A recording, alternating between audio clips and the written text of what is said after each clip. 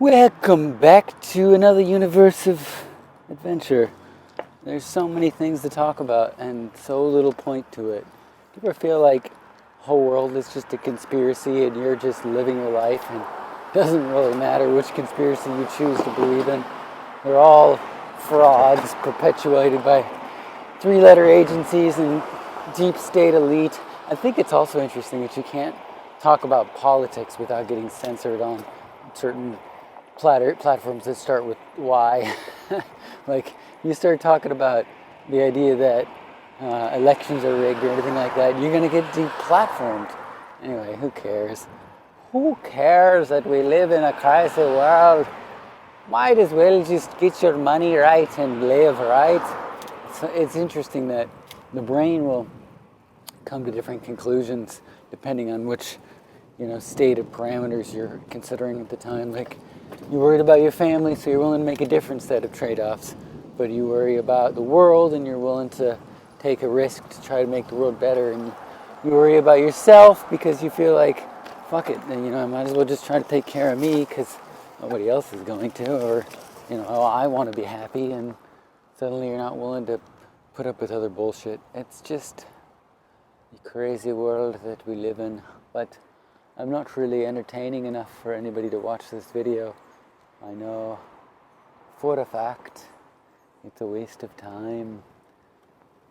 You would rather watch the Justin Biebers, the Shakiras, the Beyoncés, or the Casey Neistats. I mean, we want content, not filler. We want meaning. But more than that, we want entertainment. I feel like that's sort of one of the central things about humanity is we just want to be entertained. I mean, for all our grandiose beliefs about our intellectual abilities, we're also just easily desire entertainment, just anything, just to distract us and enjoy ourselves. Because, some people are definitely born to solve hard math equations and do hard physics simulations, and a lot of people are just not born for that, and they're born for either art or they're just regular people who just have common problems, like they hate going to work and they hate getting up in the morning. It's, like Einzel Goen says in Overlord, it's like the life's unfair. He says that to Klein before he kills him. He's like, life's unfair, dog, but don't worry about it. We're all equal in death, which isn't really very comforting. Is it? I mean, everybody arguing over who has the best imaginary friend when you're religious isn't very convincing either. Like, oh, Jesus is the answer and other religions are wrong, or Zen Buddhists got it right and you need to discover these top secret methods that only they know about. It's all kind of either highfalutin or braggadocio. You're not being very honest, I feel like, with people when you claim to have a secret knowledge. I mean, there's a lot of different segments of society that lay claim to supposed secret knowledge, and I would say that the satanic cults that seem to permeate some of these elite power structures claim to have some sort of special secret knowledge, like they subjugate humanity because that's part of their doctrine, or who really knows? I almost despair thinking about these kind of topics because they seem to lead nowhere. I honestly believe a lot of conspiracy theories were probably put there as a distraction. If you think about it, what is the easiest way to... so humanity is diverse, and we're all sorts of different colors of the rainbow, and we all want different things, and we all believe different things, and we all have different conclusions that we draw. At the end of the day, if you're powerful, you really just want to get everybody on the same page to get them out of your way so you can take all the money. Like George Carlin says, they're just going to take all the money. They're going to take all that power for themselves. And that's an important part of their desire. And so to promulgate conspiracy theories or to convince people to focus on UFOs is only practical when you just want to keep the little people going to their job site and watching Beyoncé instead of revolting against a system that seems to be slowly but surely taking one bite out of humanity at a time.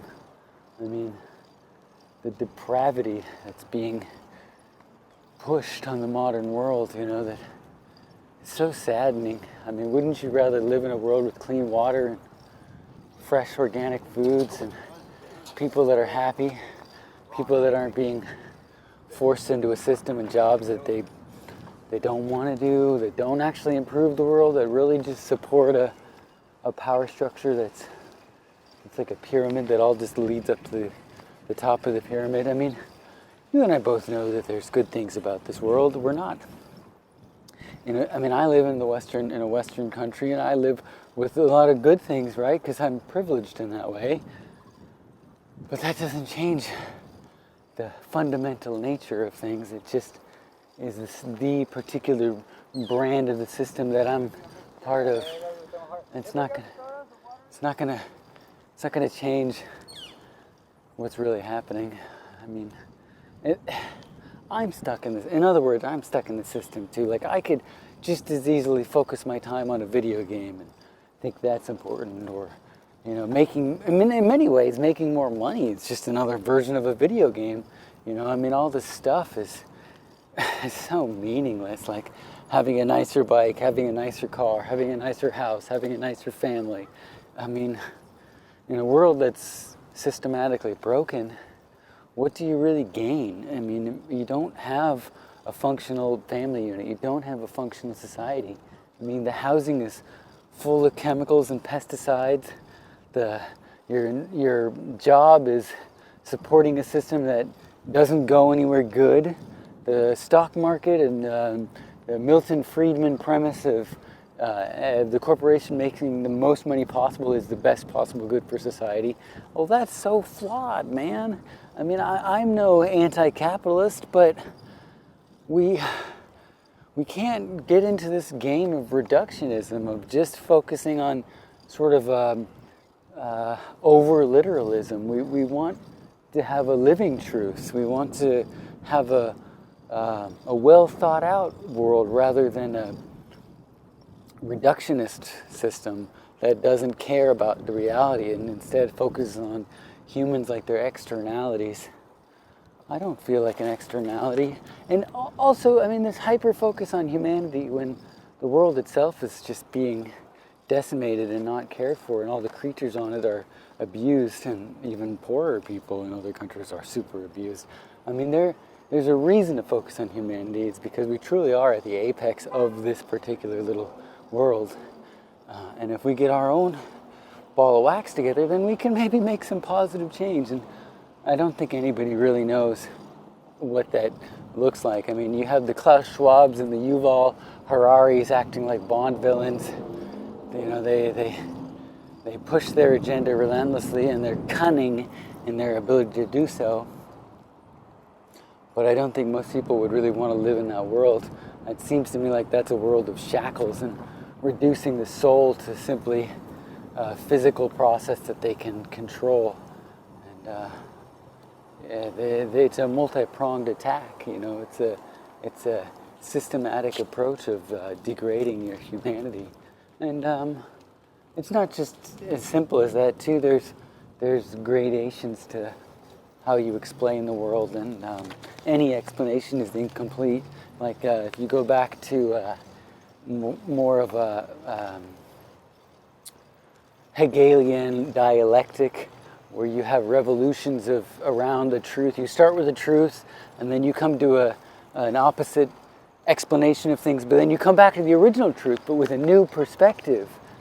This concept is a nice guide to realize that everything you're seeing now is just the latest revolution, and will continue to revolve, hopefully, and we'll come to higher truths, or come to a more comprehensive truth.